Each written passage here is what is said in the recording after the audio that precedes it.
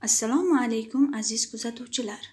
Bugun men Qurbonboy va Marjona sizlar bilan ta'lim metodlari va ularni tanlab olish shartlari mavzusi yuzasidan munozara olib boramiz.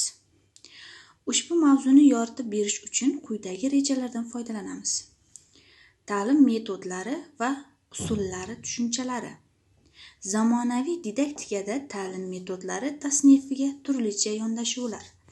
Ta'lim metodlarining mohiyati, ta'lim metodlarini tanlab olish shartlari, ta'lim vositalari va ularning funksiyalari. Ta'lim metodlari.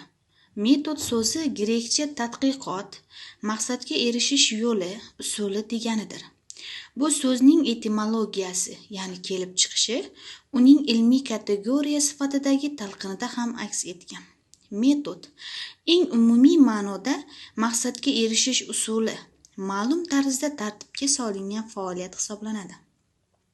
Ta'lim metodlari deyilganda o'rganilayotgan materialni egallashga qaratilgan turli didaktik vazifalarni hal etish bo'yicha o'qituvchining o'rgatuvchi ishi va o'quvchilar o'quv-bilish faoliyatini tashkil etish usullari tushuniladi. Metodik usullar. Metodik usullar namoyish, masalani o'rgatish, topshiriq berish, yo'l yo'riq ko'rsatish kabi usullarni. Metodik usullar: namoyish etish, masalani o'rgatish, topshiriq berish, yo'l yo'riq ko'rsatish. Bular metodik usullarning turlari hisoblanadi.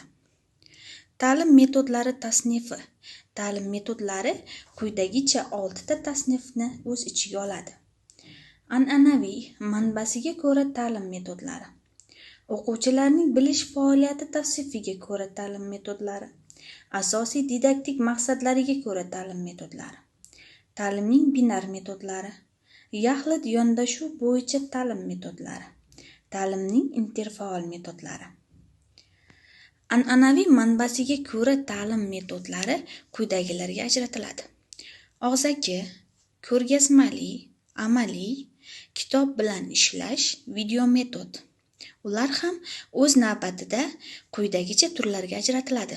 Og'zaki metod: hikoya, suhbat, tushuntirish, ma'ruza, munozara. Ko'rgazmali metod: illyustratsiya va demonstratsiya. Amaliy metod: mashq, amaliy, laboratoriya, didaktik o'yin. Kitob bilan ishlash: o'qish, o'rganish, reja tuzish, konspekt qilish. Video metod: ko'rish, o'rganish va nazorat qilish. Asosiy didaktik maqsadlariga ko'ra ta'lim metodlari quyidagicha tavsiflanadi.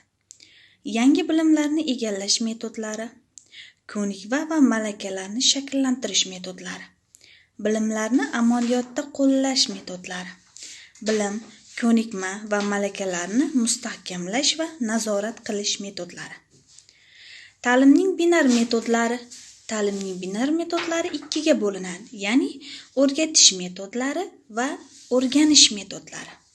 O'rgatish metodlari o'z ichiga axboriy ma'lumotli, tushuntirishli, ko'rgazmali amaliy, tushuntirishli undovchi va undovchiga bo'linsa, o'rganish metodlari ijro etish, reproduktiv, ijodiy va amaliy, qisman izlanishli va izlanishli metodlarga ajraladi.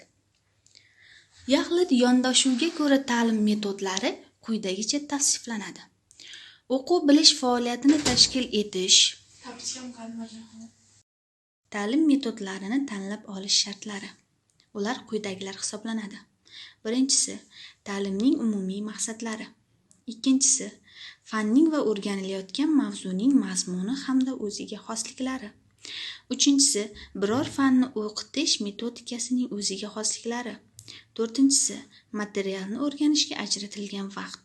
Beshinchisi, o'quv mashg'ulotining maqsadi, vazifalari va mazmuni.